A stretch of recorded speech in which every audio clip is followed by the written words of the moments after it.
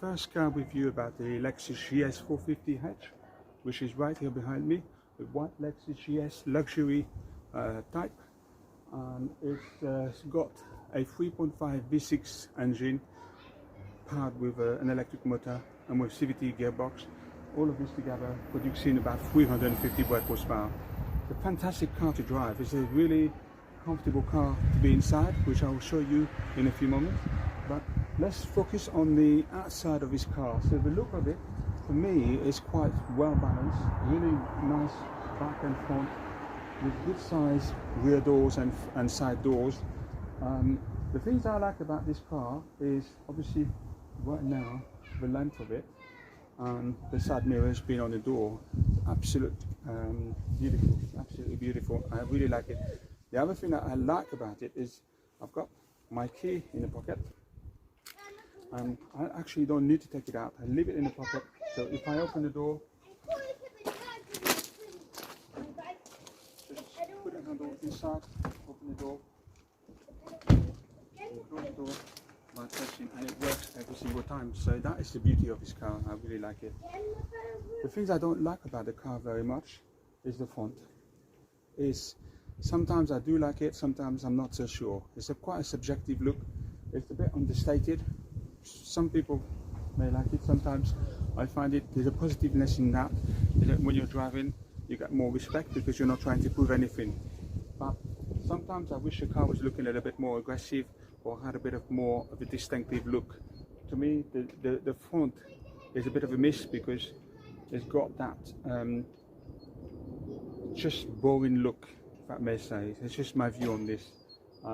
The headlights looking a bit too plain, just the way it is designed. This is just a subjective view, and you might be thinking, why did I get the car then? But actually, overall, I really like it. If you look at the side angle or the rear angle, brilliant. I think it's a brilliant car. Driving it is fantastic too. So let's have a look inside. Okay, so here is the inside of the car. There's a lot of things I can talk about. What I like foremost about this vehicle are the seats. The front seats and the back seats, extremely comfortable. There's a premium leather, well padded, well supported as well.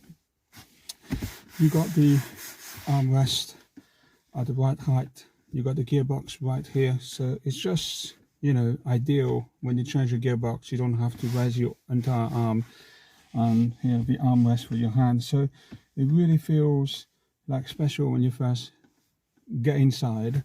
And there's also not too many buttons everywhere, and that is the one thing I quite like. So it's got a good balance, a good blend, beautiful analog clock. The things that I don't really like that much about the car is this area here, where it's got the main control for the aircon system on the radio. Not that they don't work, they work very good. I'm not complaining about the functionality, it's the look of it. I find this area a bit of a letdown. It just doesn't have that luxurious element in the segment for the GS. That's my personal view on this. However, all the buttons work really, really well. Other thing that people criticize too is the actual mouse here to control with your infotainment system or navigation. Actually, it's not that difficult to use. Once you get the grip of it, it's actually quite pleasant, and it's okay. It's not the best system, but it works, so I can't really complain. And when you got your eyes on the road, this system is okay. You can also adjust the sensitivity. So some car reviewers, professional journalist car reviewers have criticized it very much, but I think they have not looked at changing the sensitivity with a mouse pad. So once you reduce the sensitivity, I think it's much easier to manage it. That's my view on this. But what I like about this vehicle is the way they've designed it, so it looks different. It's a different vision. It's not a copy of so many other German cars. They all try to do the same thing. So for me, because it's got the different view, different vision, makes the car more appealing.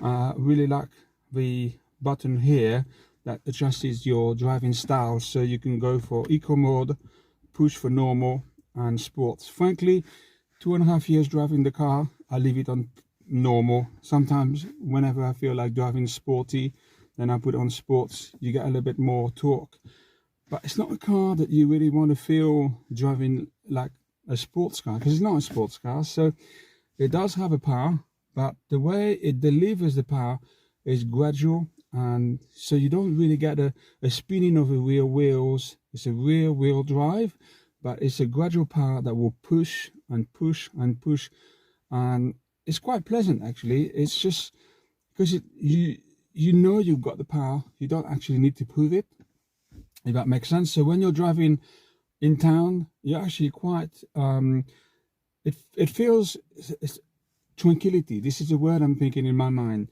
You feel serene, calm, and you actually enjoy driving electric mode. And if you know under 40 miles an hour, if you got the right battery range and when the car is warmed up, then you use the electric motor and driving on the main road. So if you go onto a flat road and you're not, don't have a heavy foot on the accelerator, then absolutely fine. You'll be cruising electric mode, and it feels very quiet, and it's very, very pleasant, very calm. If you're stuck into traffic, same thing, got enough battery power, then you will be using the electric motor, and it's such a great feel of it, because it's just, you feel calmer. I've never felt that before, and I'm kind of petrol head person myself, but the hybrid version is a good transition between electric and petrol engines. So of course, if I press the accelerator, then I will hear the 3.5 litre engine sounding, and it actually sounds quite well. So the CVT box with that 3.5 V6, it's something I would highly recommend. I'm not feeling too comfortable with a 4-cylinder CVT and electric gearbox. Maybe the newer models, they've made some improvements, but it's the sound of it that doesn't appeal for me. But the 3.5 V6, absolutely no problem. It's just a car that is perfect for that combination. The one thing I also absolutely love it, and that's what gets me every single time I get inside a Lexus, not just the seats being so comfortable, but when you put the seat belt, for example. So put the seat belt on, and what happens here, immediately the seat comes forward, the steering wheel comes towards me. Such a lovely sensation, and it feels, wow, quite special, ready to drive. Then when you take the seat belt off, same thing, the seat retract and the steering wheel move further away, so you got a lot of space. But that element of the steering wheel and the seat moving, I think that makes it very special, very Lexus, if you like, trying to make the extra effort in making a car that is going to be quite luxurious in itself. And what I also like about this vehicle, it's understated. It's understated because it's got all the luxurious feel when you're driving. It's just so comfortable. It cruises on the road, and yet it's not trying to prove too luxurious. The interior is nice, but not too luxurious, and that's a good blend. So I think they've really done a great job. I understand why the Lexus GS has not been that successful in previous years, or in that segment for the within the sedan vehicles, because I think the car looked too understated, and it could be what I think perhaps they missed a trick, because customers want the car to look, look good, look aggressive, and has an interesting design.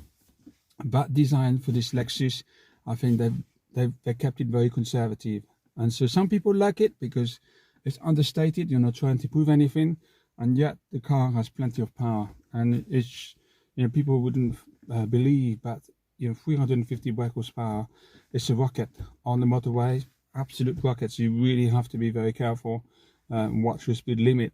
But other than that, you could just drive long cruise, long distances, and you will not feel tired. You'll be just enjoying it so much, and you want to keep on driving all the time. So that's how this car has made me feel for the past 2.5 years. So personally, I think this car is a keeper, and I'm thinking seriously keeping it after owning the car for 3 years, and that's the deal I have taken when I bought the car from Lexus in Edgware Road. So it's a 3-year deal payment plan. So it's not a car I own outright, because you're making your payments, and then at the end of the 3 years you decide if you want to give it back and go for another vehicle. But right now I'm not sure. I really like it. I think it ticks all the boxes I've been dreaming, wanting to have as a vehicle. Good space, good engine.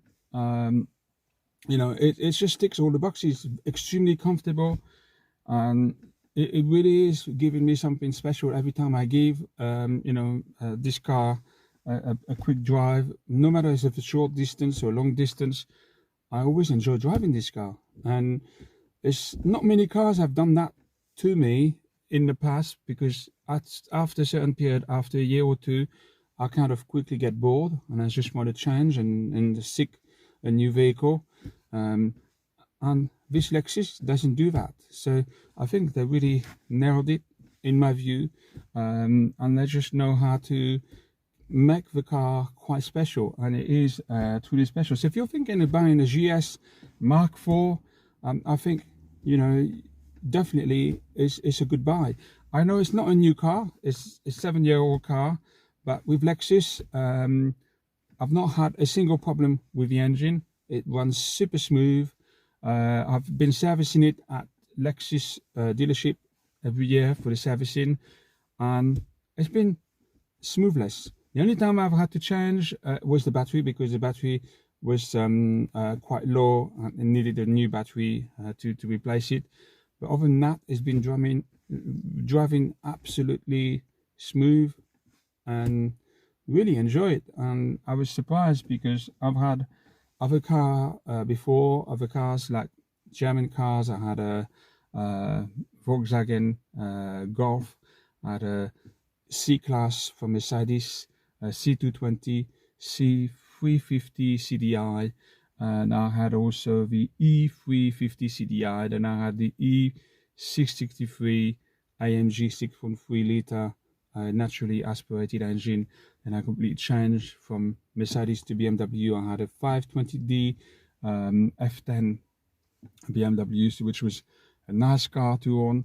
And so I felt there was a kind of a progression from Mercedes to BMW. I thought BMW is a step above Mercedes for my liking. And then I had some issues with the BMW. I had a few problems, water leaks from the compartment under the glove box, and I thought BMW did a pretty bad job trying to fix it. So I was so disappointed, and I felt enough is enough. I've had to bring my car several times, and several attempts they were not putting it right. So that was my moment, thinking I want to go for something different. And also because of ULEZ and the congestion charge, I wanted to do something different to contribute with the environment. And I've been reading a lot of articles and checking online to see what other car I could go with. And I thought, well, hybrid vehicle will be quite a good attempt to sort of go with the environment, to step away from diesel cars and big petrol engines, even though the irony of it is this is a big petrol engine, 3.5 V6, but it's definitely a car I would highly recommend if you're looking at a hybrid vehicle without lacking power. The 4-cylinder, I think, is perhaps okay, but when you put your foot down, then you realize the car is under power. It doesn't have enough power to kick off. But with this one, absolutely no problems. This is why it ticks all the boxes to me. So it's got the comfort, the look of it, so it's nice and big, spacious, not too big. The other thing that I quite enjoy driving with this car is, in London we have a lot of bumps, and so there's just spinning bumps to force you to drive slower. Because the suspensions are quite elevated, you can actually drive over the bumps quite nicely, so without scraping the underneath of the car. And I think I could say that friends I know who own the IS Lexus, suspension slightly lower, and every time they drive onto a bump, they keep scraping it. And that was actually a car I was attempted to go first rather than the GS, but then when I look at the figures, a 3.5 liter V6 engine from a 450 brake horsepower, I thought it was no brainer. Just go with it and try. So I did take a test drive, and I was actually really surprised how the car was driving. And so yeah, definitely, if you're thinking of buying a car, a GS or Lexus, they're a dying breed. They don't make any more the GS. What do I think about the new ES? Nice looking car, I really like it, but the one thing that stopped me is the engine. It's a 4-cylinder, so it's not a big power vehicle. You know, you might say, why would you need a big power vehicle? Because you're not going to be driving over the speed limit. Of course not, but it's always nice to know that when you need to overtake, you have that power behind. So for me, that is an important factor why I decided to go with this car.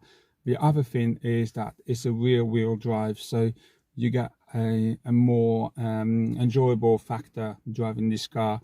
The ES is a front-wheel drive, and that is still a barrier to me. So I'm thinking I do like everything else about the GS, but the fact it is a front-wheel drive and it is a 4-cylinder, that is what stops me from selecting this vehicle in the first place. So, but I do like the way it looks, and the look of that ES is better than the GS in my view. Over some, depending on how you look at the GS, the angle of the GS sometimes can look quite nice and imposing, quite a big vehicle, but the front, as I mentioned before, it does have the understated element, and sometimes it's a good thing, sometimes it's not such a good thing, because I wish it was looking a little bit more aggressive, a little bit more modern. And perhaps if it had that design that was looking a little bit more aggressive, then the GS would have been a lot more successful in its bin. So that's personally the reason why I believe the GS has not made it in the car selling industry. So it's a shame, because now I think, because this car is absolutely rare, I don't see that many people driving it. It does make you feel even more special. So if you're considering buying a GS, why not? I think you'll be definitely surprised about this car, and it's definitely a keeper for several years if you maintain it. You know, I can't see Lexus having a real problem with the engines. Everything is bulletproof. The electric motor is bulletproof. The CVT is bulletproof. If you keep servicing it with a dealership and a reputable dealership, you know, you could keep this car for quite a long time. So I hope you enjoyed my honest review about driving this car for 2.5 years now, and it's just given me that fantastic vibe. I love driving it. So thank you for watching, and stay tuned. I'll be making some more driving videos so you can see how the car drives on the road. So different modes as well, with the normal mode, eco mode and sports mode. And I think that's about it really, what you can talk about this car. So anyway, thank you for watching. Bye now.